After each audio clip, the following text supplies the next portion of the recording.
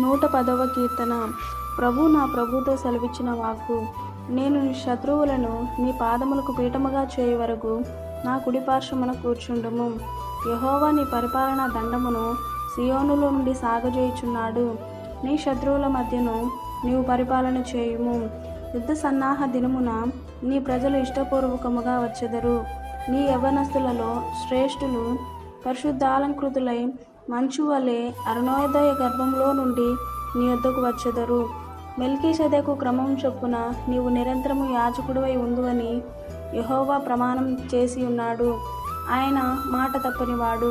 ప్రభు నీ కుడిపార్శ్వమందుండి తన కోపదినమున రాజులను నలగొట్టును. అన్యజనులకు ఆయన తీర్పు తీర్చును. దేశము శవములతో నిండి ఉండును.